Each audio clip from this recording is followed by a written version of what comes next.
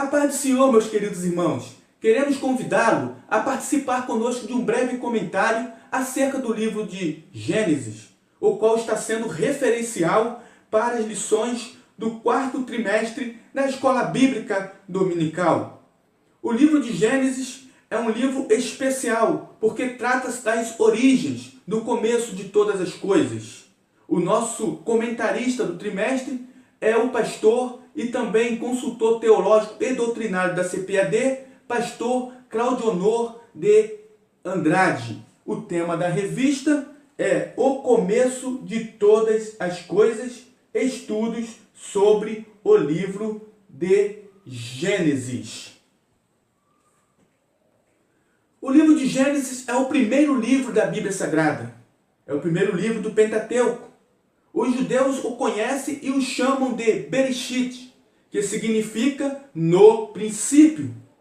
A Septuaginta, que é a primeira tradução do Antigo Testamento que fora escrito em hebraico para a língua grega, é chamada Septuaginta porque foi realizada por 70 eruditos.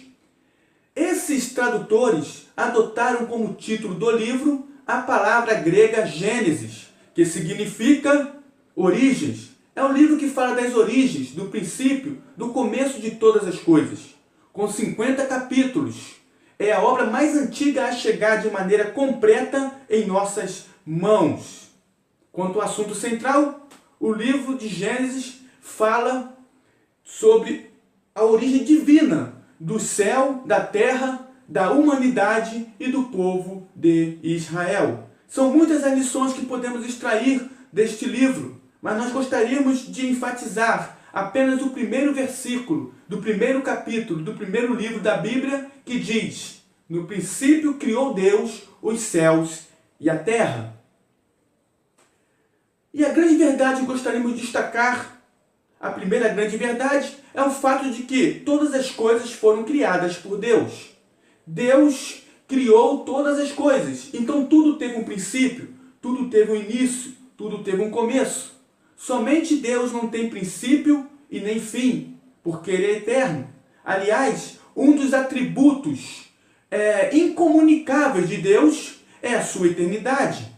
Deus, Ele não tem princípio e nem fim. O Salmo 90, versículo 2, salmo escrito por Moisés, diz: antes que os montes nascessem, ou que tu formasses a terra e o mundo, sim, de eternidade a eternidade tu és Deus. No livro de Isaías, no capítulo 43, versículo 13, encontramos a seguinte expressão: ainda antes que houvesse dia, eu sou. Deus é um ser incriado, que não depende de nada e de ninguém para existir.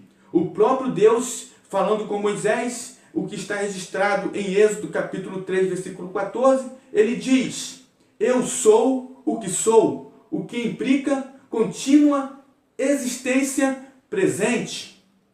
Mas a parte de Deus, todas as coisas que existem, toda a criação, teve um princípio, teve um início. Algumas coisas tiveram princípio e tiveram fim. Terão princípio e terão fim. Como exemplo, podemos citar a Terra, as estrelas, as galáxias. O que nós vemos hoje, um dia não existirá mais. O que nós vemos hoje, um dia passará. O próprio Jesus profere isto em Marcos capítulo 13, versículo 31. Passará o céu e a terra. João, escrevendo Apocalipse, no capítulo 21, versículo 1, ele diz: e vi um novo céu e uma nova terra, porque já o primeiro céu e a primeira terra passaram. Mas há outras coisas criadas por Deus que tiveram também um princípio, mas não terão fim. Podemos citar como exemplo os anjos e o ser humano. Quanto à criação dos anjos, a Bíblia nos informa em Salmo 33, versículo 6. Pela palavra do Senhor foram feitos os céus, e todo o exército deles, pelo Espírito da sua boca. Os anjos tiveram um princípio, foram criados por Deus, mas não terão fim. De igual modo, os homens tiveram um princípio, são criados por Deus, mas não terão fim. Gênesis capítulo 2, versículo 7 diz: E formou o Senhor Deus o homem do pó da terra, e soprou em seus narizes o fôlego da vida, e o homem foi feito alma vivente. Sendo assim, possuímos uma alma imortal, que um dia a ele, a Deus, tornará. É o que diz Eclesiastes capítulo 12, no versículo 7. E o pó volte à terra como era, e o espírito volte a Deus que o deu. Sendo assim, uma vez vindo à existência, o homem existirá para sempre, ou eternamente ao lado de Deus, que será a vida eterna, ou eternamente afastado, separado de Deus, que será a morte eterna. Mas como já dissemos, uma vez vindo à existência, o homem existirá para sempre. Então Deus criou todas as coisas. Algumas coisas criadas por Deus tiveram início e terão fim. Outras coisas criadas por Deus tiveram início, mas não terão fim. Só Deus não tem princípio e nem fim, porque Ele é eterno. A segunda grande verdade que gostaríamos de falar, extraindo deste versículo, é o fato de que Deus é atemporal. Deus está acima do tempo. Diz o versículo: no princípio criou Deus. Deus está acima do tempo. Ele não está submetido ao tempo. Ele não sofre a ação do tempo. Mas a criação, esta sim, está submetida ao tempo. Ela é passageira, é transitória, é temporal. O tempo foi feito para a criação e não para o Criador. A terceira verdade que gostaríamos de destacar deste versículo, no princípio criou Deus os céus e a terra, é o fato de que Deus é o Criador e nós, as criaturas. Deus está acima da criação. Ele é transcendente. Deus transcende a criação. Mas embora seja Ele transcendente, um Deus que transcende todas as coisas, Ele também é imanente. Ele está próximo, cuidando, junto da sua criação. E isso nós podemos ver no Salmo 104. Deus cuida do reino animal, do reino mineral, do reino vegetal. Deus cuida do homem. Com esse entendimento, nós podemos refutar o deísmo, que diz que Deus criou o mundo e o deixou à sua própria sorte. Isso é uma falácia. No livro de Isaías, no capítulo 40, versículo 22, encontramos a seguinte expressão: Ele é o que está assentado sobre o globo da terra. O universo está sob o comando de Deus. Deus tem o poder, Ele controla o universo. Deus é o Deus Todo-Poderoso. Ele cuida da sua criação. Porém, este Deus que é transcendente e também imanente, esse Deus Criador, Ele não se confunde com a criação. Ele é o Criador. Nós somos as criaturas. A quarta lição que gostaríamos de destacar, que podemos extrair deste versículo, no princípio criou Deus os céus e a terra, é que só há um Deus. No princípio criou Deus. Isso nos leva a refutar o politeísmo, que é a crença em vários deuses. Já no limiar, no primeiro livro da Bíblia, ela vem destacando o fato de haver apenas um Deus. E isso é corroborado por Moisés no capítulo 6, versículo 4 de Deuteronômio, onde diz: Ouve, Israel, o Senhor nosso Deus é o único Deus.